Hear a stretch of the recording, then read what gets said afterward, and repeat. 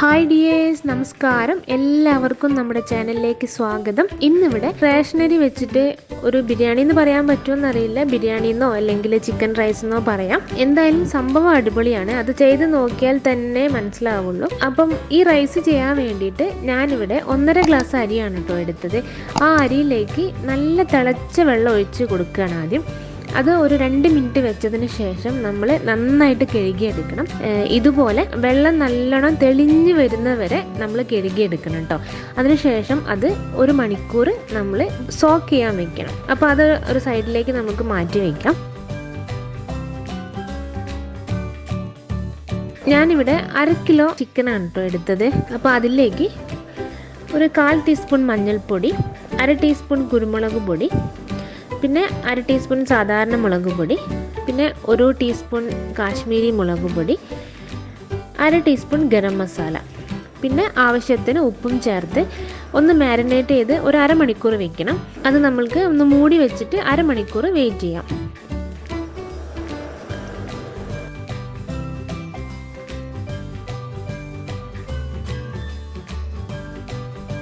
അതിനുശേഷം ഞാനൊരു കുക്കറിൽ വെള്ളം ചൂടാക്കാൻ വെച്ചിട്ടുണ്ടായിരുന്നു. അതിലേക്ക് പട്ട, ഗ്രാമ്പൂ, ഏലക്ക ഒക്കെ ഇട്ട് കൊടുക്കുക.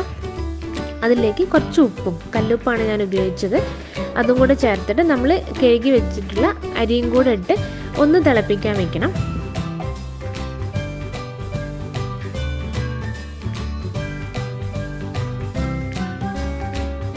ഇത് വെന്തൊന്ന് കുഴയാതിരിക്കാൻ വേണ്ടിയിട്ട് ഞാനിവിടെ ഒരു പകുതി നാരങ്ങയുടെ ജ്യൂസും കൂടെ ചേർക്കുന്നുണ്ട് കേട്ടോ.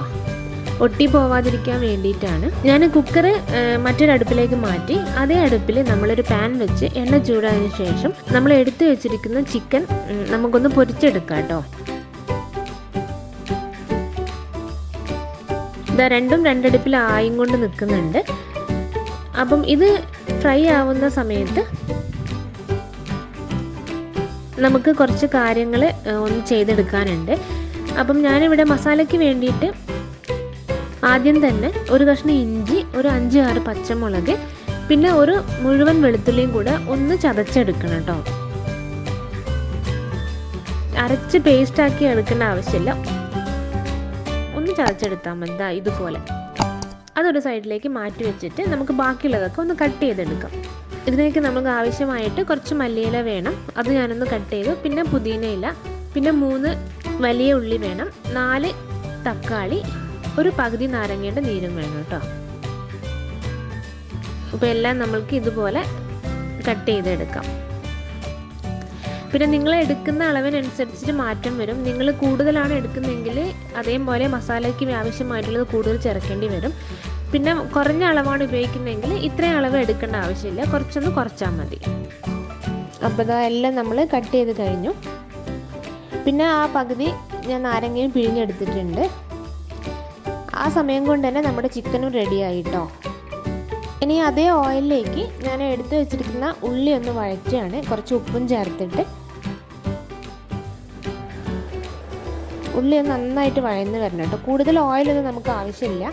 ആ സമയം കൊണ്ട് നമ്മുടെ ചോറ് ഇവിടെ വെന്തിട്ടുണ്ട്. അപ്പോൾ അതൊന്ന് ഊറ്റിയെടുക്കണം.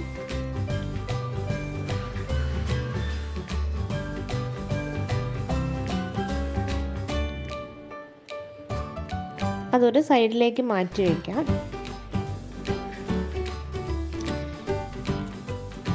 അതിലേക്ക് നമ്മൾ ചതച്ച് വെച്ച ഇഞ്ചിയും വെളുത്തുള്ളിയും പച്ചമുളകും ചേർത്ത് കൊടുക്കാം.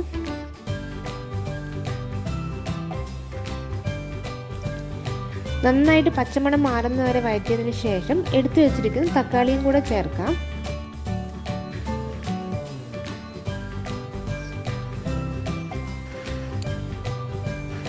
അതൊന്ന് സോഫ്റ്റ് ആവാൻ വേണ്ടിയിട്ട് ഒരു 2 മിനിറ്റ് ഒന്ന് മൂടി വയ്ക്കാം. അതിനുശേഷം ഒന്ന് നന്നായിട്ട് വഴറ്റി കൊടുത്തതിന് ശേഷം കുറച്ച് ഉപ്പ്, പിന്നെ 1/4 ടീസ്പൂൺ മഞ്ഞൾപ്പൊടി, പിന്നെ കുറച്ച് കുരുമുളക്, പിന്നെ ഒരു 1/2 ടീസ്പൂണോളം ഗരം മസാല, പിന്നെ 1 ടീസ്പൂൺ വേണ്ട, ഒരു 1/4 ടീസ്പൂണോളം മുളക് പൊടിയും ചേർക്കാം. പ്രത്യേകം ശ്രദ്ധിക്കുക, നിങ്ങൾ എടുക്കുന്ന അളവിനനുസരിച്ചിട്ട് മസാലപ്പൊടികളുടെ വ്യത്യാസം വരും കേട്ടോ. പിന്നെ ഒരു 2 ടേബിൾ സ്പൂൺ തൈരും കൂടെ വേണം. അതും കൂടെ ചേർത്തിട്ട് നന്നായിട്ടൊന്ന് മിക്സ് ചെയ്യാം കേട്ടോ. പിന്നെ മിക്സിയിൽ കുറച്ച് വെള്ളം ഒഴിച്ച് ഒന്ന് ചുറ്റിച്ചെടുക്കുക. ആ വെള്ളം കൂടെ ഒന്ന് ചേർത്ത് കൊടുക്കുക.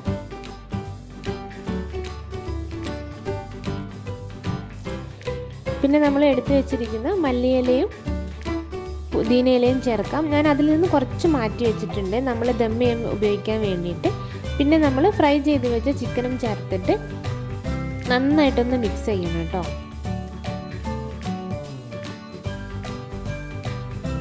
അതിനുശേഷം നമ്മൾക്കൊരു 5 മിനിറ്റ് ഇത് മൂടി വെച്ചിട്ട് ഒന്ന് കുക്ക് ചെയ്യാം. അപ്പം നമ്മളുടെ ചിക്കൻ മസാല ഇവിടെ റെഡിയായി.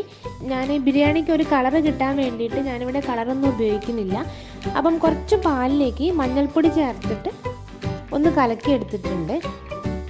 ഇനി നമ്മൾക്ക് ഇതൊന്ന് ദം ചെയ്തെടുക്കണം. അതിന് വേണ്ടിയിട്ട് ഞാനിവിടെ ഈ ടൈപ്പിലുള്ള ഒരു പാത്രമാണ് കേട്ടോ എടുത്തത്. ഒരു കടായി പോലുള്ള ഒരു പാത്രമാണ് എടുത്തത്. അതിലേക്ക് നമ്മൾ എടുത്തു വെച്ചിരിക്കുന്ന ചിക്കനിൽ നിന്ന് കുറച്ച് ചേർത്ത് കൊടുക്കാം. അതിനുശേഷം കുറച്ച് ചോറിട്ട് ഒന്ന് ലെവൽ ചെയ്ത് കൊടുക്കാം. എപ്പോഴും ബിരിയാണിക്ക് നമ്മൾ ലെയർ ചെയ്ത് കൊടുക്കില്ല, അതേപോലെ തന്നെ. അതിനുശേഷം കുറച്ച് മല്ലിയില പുതിനയില,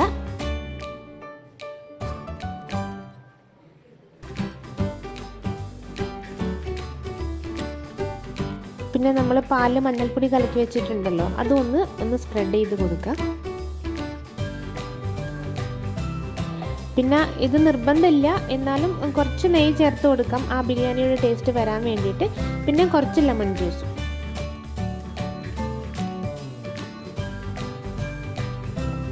അതിന് മേലെ വീണ്ടും നമ്മൾക്ക് മസാല ചേർത്ത് കൊടുക്കാം. ബാക്കിയുള്ളത് നമുക്ക് ഇതേപോലെ ലെയറായിട്ട് ചെയ്തെടുക്കാം കേട്ടോ.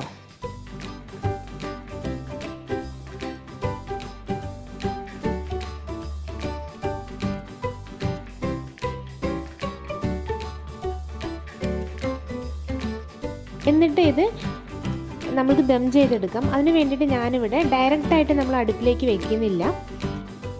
ഒരു ദോശത്തവേൻ്റെ മേലെയാണ് കേട്ടോ അത് വെക്കുന്നത്. അപ്പം സ്റ്റീമൊന്നും പുറത്തേക്ക് പോവാതിരിക്കാൻ വേണ്ടിയിട്ട് ഞാനിവിടെ ഒരു ഇടികല്ല് വെച്ച് കൊടുക്കുന്നുണ്ട്. ഇത് ഒരു 10 മിനിറ്റ് ഇങ്ങനെ തന്നെ ഇരിക്കട്ടെ. ഫ്ലെയിം എപ്പോഴും ലോ ഫ്ലെയിമിൽ വയ്ക്കാൻ ശ്രദ്ധിക്കുക. അപ്പം നമ്മളുടെ അടിപൊളി ബിരിയാണി അല്ലെങ്കിൽ ചിക്കൻ റൈസ് എന്നോ എന്ത് വേണമെങ്കിലും പറയാം, അടിപൊളി റൈസ് ഇവിടെ റെഡിയായി. ദം ചെയ്തതിന് ശേഷം ഞാനൊന്ന് നന്നായിട്ടൊന്ന് മിക്സ് ചെയ്തെടുത്തു. എന്തായാലും എല്ലാവർക്കും ഇഷ്ടമാവും. അപ്പം ഈ വീഡിയോ ഇഷ്ടമായാൽ ലൈക്ക് ചെയ്യാനും ഷെയർ ചെയ്യാനും മറക്കരുത്. പിന്നെ സബ്സ്ക്രൈബ് ചെയ്യാതെ ആരെങ്കിലും കാണുന്നുണ്ടെങ്കിൽ ഒന്ന് സബ്സ്ക്രൈബ് ചെയ്ത് സപ്പോർട്ട് ചെയ്യണേ. പിന്നെ ഈ പാത്രം കണ്ടാൽ തന്നെ അറിയാം ഇത് എത്രത്തോളം ടേസ്റ്റ് ഉണ്ടായിരുന്നുള്ളത്. ഇനി ഇത്രയേ ബാക്കിയുള്ളൂ. അപ്പോൾ അടുത്ത വീഡിയോയിൽ കാണാം. നന്ദി, നമസ്കാരം.